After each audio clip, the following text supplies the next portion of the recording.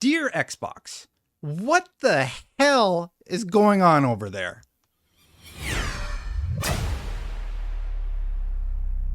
You know I was going to make a video on it, but if you've missed the topic at hand, last week, Phil Spencer went on Kinda Funny and said this.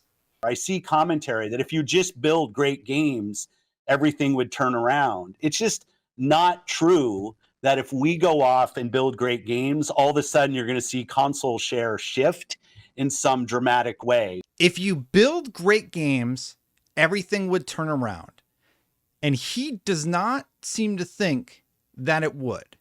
I rarely disagree with Phil Spencer, but he is flat out wrong. Now, what he's discussing, of course, is the console race. He thinks that if they build great games, they're not going to beat Nintendo in console sales. They're not going to beat PlayStation in console sales. They have to go do their own thing with Game Pass, etc. I vehemently disagree with the notion that building great games would not put them ahead in the console race.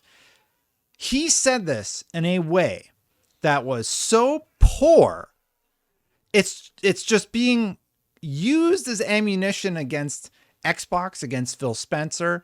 And honestly, he's credited earlier in the interview with taking these interviews after a hard week, right? It came right after the Redfall launch. I've been very hard on Redfall.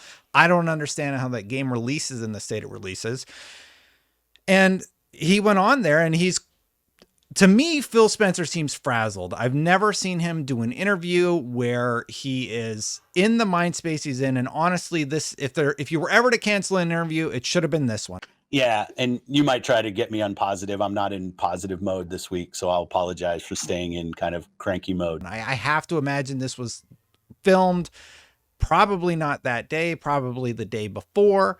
At any point, you could have said, hey, maybe we should push this a week. And that would have made a lot of sense, right? So good on you for doing it, but it seems like there was a lot of damage done based on the responses that you got. So the idea that if you just build great games, you're never going to catch up to the other console manufacturers. You know what PlayStation did in the PlayStation 3 era? They started just making great games. That's exactly what they did to address their issues. They had the most expensive hardware. They were coming from behind, right? That the PlayStation 2 was an amazing era for them. The PlayStation 3 had backwards compatibility, but they had a lot of missteps to start. You know how the PS3 versus 360 console generation ended? The PlayStation 3 ended up selling more consoles. How should have Phil Spencer respond to this? Well, first of all, don't say anything about not making great games. The fact that that was even mentioned is just insane to me. We all know that he's talking about the console race, right? He should have said what I think a lot of us know to be true, that the console race it's sort of plateaued. We're not really going to see console sales jump astronomically, right? I think we're going to kind of hit a flatten out level for all console sales across the board. And that could have been explained in a much better way than he did. Now, later on, he went on and tweeted something about how I believe it was Modern Vintage Gamer, where, yes, we need to just make great games. And he earlier in the show, he even talked about how good Avowed and some of the other properties like Hellblade 2 are looking. But the fact that you said that if you just build great things, everything would turn around, it would. Where are the games? That's what's insane to me. He has indicated that if they just build great games, everything would turn around. And it's that part of the statement that is incredibly concerning. Yeah, if you started building games, everything would turn around. If Starfield was an 11 out of 10, no, people may not sell their PlayStation 5s, but they may go buy that Xbox Series X, or they may build a PC to play the game. It doesn't really matter, right? Xbox is going a different strategy, but absolutely things would turn around if you started regularly releasing great games. And we're not talking about Hi-Fi Rush or Pentiment or any of the other successes they've had, because those are smaller niche games that only, probably people who watch this channel and people who are really invested in gaming have played and enjoyed, but they're not system sellers. They're not going to move the needle in the way that a game like Starfield is going to, right? I cannot believe that he said that on the show. And I did this sort of free form because I want to address a few things that have been happening this week with Xbox. I really want to talk about this. I didn't really know what to say. I think it's insane that he said it. I do think it's being clipped out of context so people aren't associating it with console sales. They're associating it with the overall Xbox strategy. But you know what the message a lot of people took away from that interview was? Xbox is a third place loser in the console race. They're never going to win. They're never going to try to win. That was the message. That was the takeaway from that interview. And that's why I say, Phil, you should have canceled that interview. Like, if you were in that negative a headspace, that is what the takeaway is from a lot of the Xbox fans and a lot of the community, it is just the wrong message to be sending at the wrong time. You're coming off of Redfall. And I will say this. I think there's a misunderstanding about why people are pissed about Redfall. Partially, it's because it was marketed as though it was going to be the next big hit from Xbox. Like, you're giving it a backing. You have Harvey Smith, I think his name is. I don't follow the Dishonored series as well. But you were hyping this game up. You had me excited for it. I look like an ass now because I made a video saying why Redfall will be huge. Well, it was certainly huge, but not in the way I expected. It's because of tweets like this one and the marketing cycle. We've made the decision, check this out. We've made the decision to delay the launches of Redfall and Starfield to the first half of 2023. The teams at Arcane, Austin, Redfall, and Bethesda Game Studio Starfield have incredible ambitions for their games, and we want to ensure that you receive the best, most polished version of them. This is the best, most polished version of Redfall.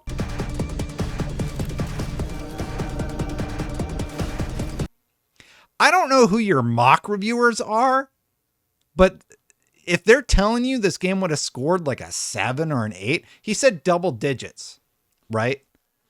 The game was a 4. The game's like a 4 on Metacritic, or a 5. It's like very, very bad. And here's what else they said in 2022. This is from Phil Spencer. These decisions are hard on teams making the games and our fans. While I fully support giving teams time to release these great games when they are ready, we hear the feedback. Delivering quality and consistency is expected. We will continue to work to better meet those expectations. And he tweeted that last year in May in 2022. If that was what he said a year ago, and then the release was Redfall, what happened? I already made this video about Redfall. Like, what the hell happened? What is happening at Xbox? We have State of Decay 3 with a whole story about how there are internal problems with morale, with just people being not great, to put it mildly. We have stories about the Perfect Dark developer basically being a shell of what they were originally, and it going through development hell to the point that you had Crystal Dynamics step in. And then there's the whole issue with that company being sold and going around. And the reason that I'm concerned about Starfield, I did this tweet and I got a lot of crap for it. Honestly, with the state Redfall is in, I'm very worried about Starfield. The reason is because they said these decisions are hard on the teams, etc. Delivering quality and consistency is expected. We got a trailer with visible frame rate issues in it. When that was the gameplay reveal. Do you know how many revisions those trailers go through? They look for clipping. They look for any sort of little thing. Nobody thought that somebody would be crazy enough to go through and count the frame rate problems with the thing. I did, because I'm crazy. And if you miss that during QA of your trailers, when it's all eyes on it, then yeah, I'm still worried about the state that Starfield's going to launch in. Are there crashes being accounted for? The Bethesda games are buggy, and maybe Bethesda doesn't deserve or the Starfield team obviously doesn't deserve any sort of criticism at Redfall. My concern is Xbox acquired you, and the first game when you were acquired that was put out was Redfall. Now, Phil Spencer has said that Starfield has gotten more support, thank God, because even the 343 team released Halo Infinite. I think it's a great campaign, but there's been a lot of stories about how that went through development hell. And one of the follow-up tweets I said was, when was the last time we saw a PlayStation game go through this? A lot of people pointed to The Last of Us Part 1 on PC. Okay, that's a port of an old game. Like, I think it had been out like 6 months or so. And it's a bad port that's going to be patched. But the game is phenomenal. Going back even further, Days Gone. Days Gone was controversial at launch for reasons not related to performance. But if you look at where it's sitting on Metacritic, no, it's nowhere near where Redfall is in terms of the issues that plagued the game. And the PC release is actually quite highly regarded. So I'm very concerned about what is going on at Xbox. You have Halo Infinite, which just finally hit its stride around season 3, a year after launch. So it's delayed a year. It launches, the campaign's good. There's multiplayer issues, right? A year after that, multiplayer finally gets Forge added and community matchmaking and such. State of Decay 3, we're getting these stories about internal strife. The Perfect Dark game, which was supposed to be like this amazing studio, turns out to be going through development hell. At least that's what's been described to us. But in the coming months, we do have something to look forward to. We are actually going to get to see some of these games in action. We are excited to show you what our studios, teams, and creative partners globally have been working for on our Xbox Game Showcase on June 11th, plus a special double feature as Starfield Direct immediately follows. Virtual and in-person FanFest events to follow. And a lot of people have been sharing artwork, like Aaron Greenberg has this as his profile picture, and you can clearly see that is a Hellblade 2 homage in the tree. So, and I think people are linking this to Avowed. People are saying Avowed is here. I'm getting more of an Everwild vibe from the imagery, but whatever. If Avowed's there, wonderful. I'm going to be very, very happy, and there's going to be a lot of different types of games there. But the whole mood that was set during the Phil Spencer interview has a lot of people going, what is going on? What do you mean if you make great things? The things won't turn around. If you make great games, things will absolutely turn around. That's why people buy things. And you have made great games. Where's the new Gears, right? Where are all these games that have been marketed and promised? And, you know, we've had these promises for so long. We get the first one that's supposed to be the big hit. It's Redfall, and it's a stinker. Before I go, there's one more thing. Take a look at this brand new original game from the Arcane team at Bethesda, the studio that created Prey and Dishonored. Arcane created something new for them, an open world immersive shooter that you can play alone or with your friends. And like Starfield, this game will be an Xbox exclusive.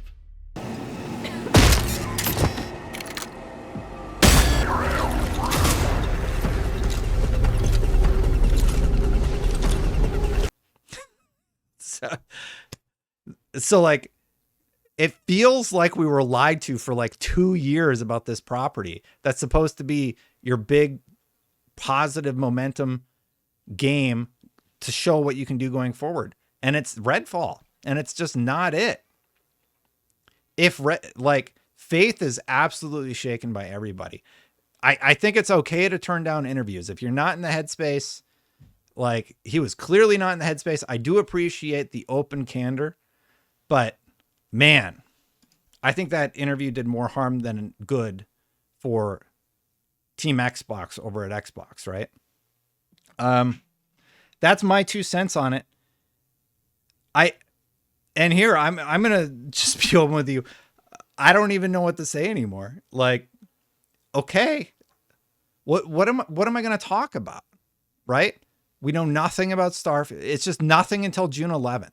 It's going to be the Activision deal. And then it's kind of like nothing's happening until June 11th. So we got like Zelda coming up. Everybody's going to be quiet for Zelda. We got Final Fantasy 14. We got Diablo 4. We got a lot of third-party stuff or PlayStation stuff coming or Nintendo stuff coming.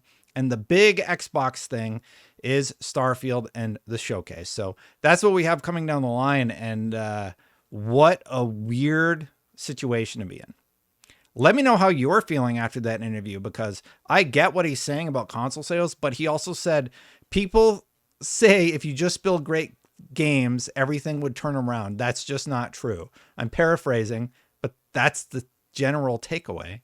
If anybody followed up with him, they would ask him, what are you talking about? Of course, if you build great things, things will turn around, right? And he would rephrase it better because there's some distance from the disastrous Redfall release, right?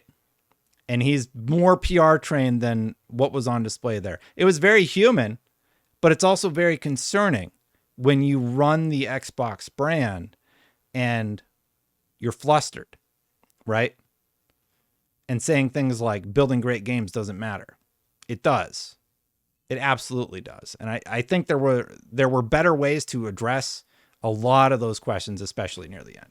Anyway, let me know what you're thinking in the comments below. Hit that subscribe button, hit that bell, hit that like button if you like this content. Hey, you watched to the end, and I rambled there for like 10 minutes at the end. So if you watched this far, hit the subscribe button. If you're not subscribed, hit the like button to help the video go if you are already subscribed. And if you're a member, thank you for letting me do these little rambles. I appreciate it. Hit that join button if you want to become a member, because it helps the channel. I do appreciate it. It's right down there. I'm going to get out of here. If you want to see the video where I go off, I did a Redfall review. I don't score my reviews. I just kind of talk about the game and my experience with it. Redfall's bad.